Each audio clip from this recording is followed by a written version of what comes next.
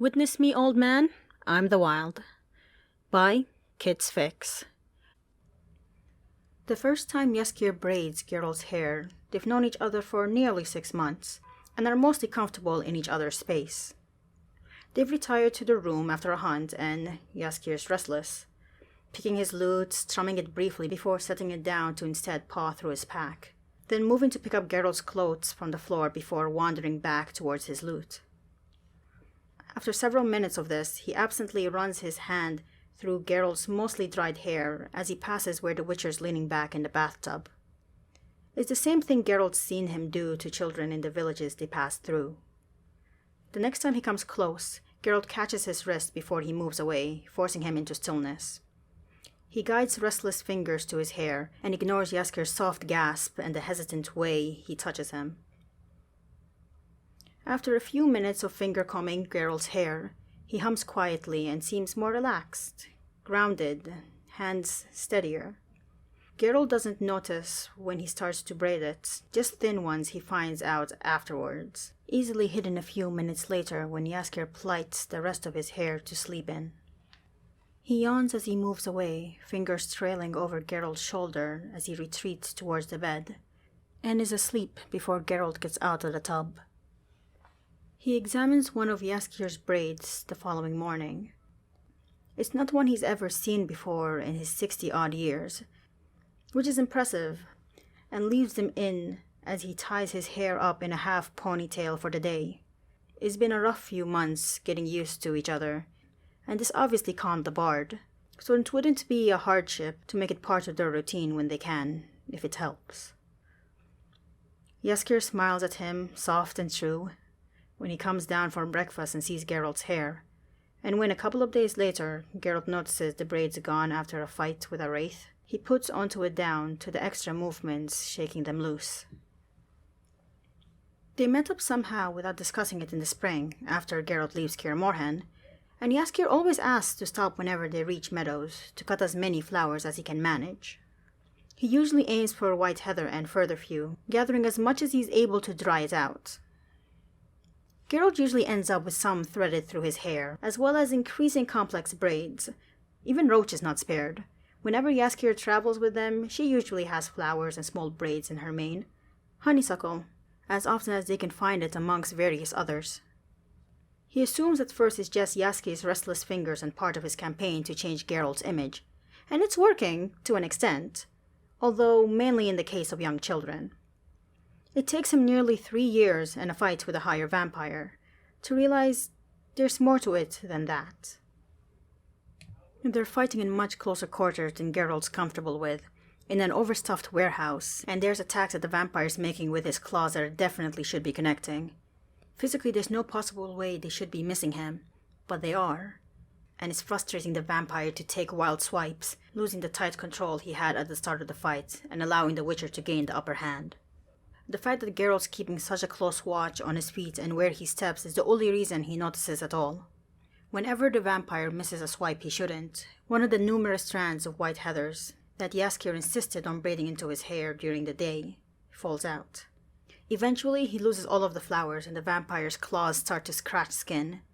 Just fine lines as braids start to come loose, strands of hair brushing the back of his neck.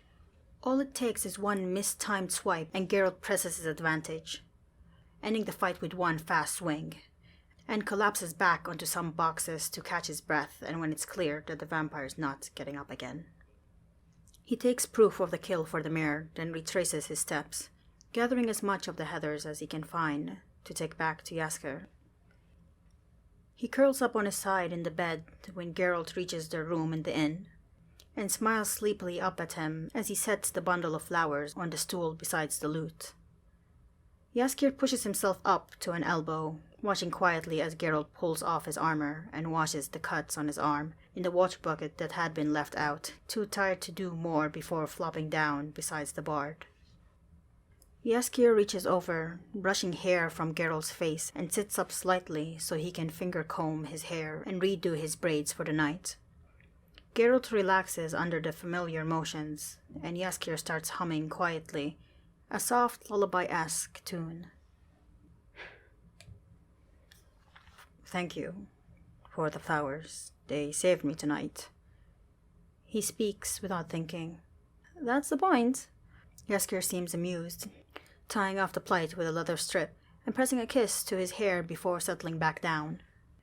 Geralt rolls over to face him, stumbling over what he wants to say next, and instead reaching out to tug Jaskier so he's tucked under his chin, so he doesn't have to see his face and make it harder for himself. I didn't realize. I thought you witchers can always sense monsters. There's an odd tone to his voice that Geralt doesn't like. You're not. I'm a changeling, or so my nanny told me. I'm a child of the Fae that they don't want, and so was swiped for a baby instead. I've always been able to tell what plants are nearby and what they can help with, and how to use them. I can weave spells into thread, or hair, or... That doesn't make you a monster, Jaskier. To my parents it did.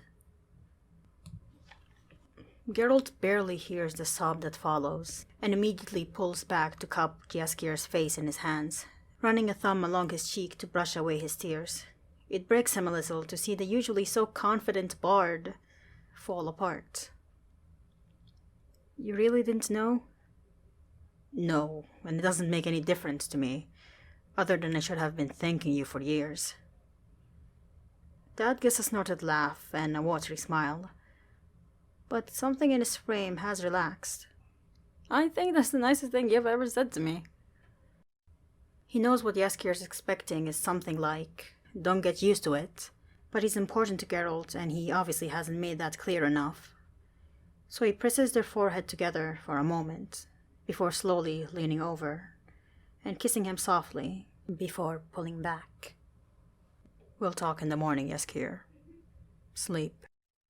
Geralt wakes to Jaskier trying to carefully extract himself, and he freezes when he realizes the Witcher is awake, turning to him with an expression caught between resignation and hope.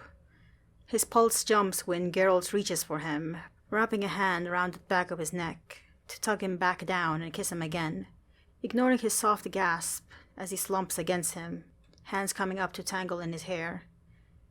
They don't talk about it, but Jaskier stays with him longer that year, sings as if a weight has been lifted, presses closer to Geralt during the nights, and steals kisses when he thinks no one is watching.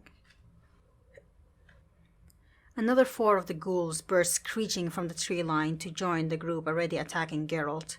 He's tired and injured from a fight with a griffin earlier in the day, movement slower than they should be, and Jaskier's protection spent, making what should be a relatively easy fight much harder. They've only disturbed the monster's nest by accident, straying too close to the graveyard in their hurry to head back to a nearby healer. Geralt stumbles forward as one of the ghouls jumps at his back, slamming into his sluggishly bleeding shoulder and knocking his sword out of his hand. He falls to his knees, lashing out with a fist at the closest to try to give himself some space, while reaching for a silver dagger in his boot with his other hand. Teeth close round his upper arm before he can draw it, and he regrets not grabbing more potions from his saddlebag as his visions start to blur. Then there's a sudden scream from the direction he left Jaskier and Roach in.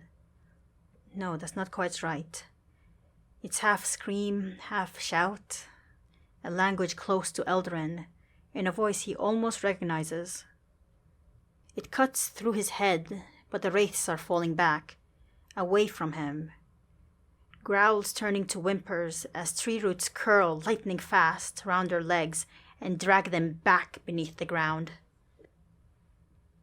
There's rapid footsteps approaching, and he forces himself to focus on Jaskier as he cups his face. He looks different. Not wrong per se, but sharp in places he wasn't before. His teeth, his ears, the look in his eyes, now an unnaturally bright blue, pupils distorted.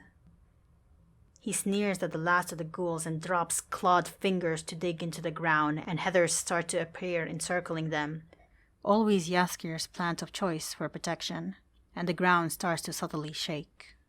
But when Geralt calls his name, eyes focused on him, and recognition floods back in, leaving Jaskier gasping, star-shaped pupils returning to round, as he slumps forward against Geralt's shoulder. The silence and stillness in the wake of Jaskier's power starts to fade, birdsong picking up again, and Roach snorts quietly as she makes her way towards them. Geralt wraps his arms around his waist, holding him close and whispering reassurances, as the frantic energy seems to leave Jaskier and he slumps, exhausted. "After you've seen the healer, can we come back and cut some of this?" "Of course, love." Geralt's never been more thankful of his habits than years later, when he's standing facing a mage. Jaskier's lying on the bed beside them, with blood staining the front of his shirt, and the scent of lilac and gooseberries try to take over his senses. But Jaskier shifts in his sleep, frowning, and heather falls from Geralt's hair as he reaches for the dagger at his belt. Yennefer steps back at his growl, raising her hands, looking between the bard and the flowers on the floor with wide eyes, whatever spell she was weaving, dying before it can take hold.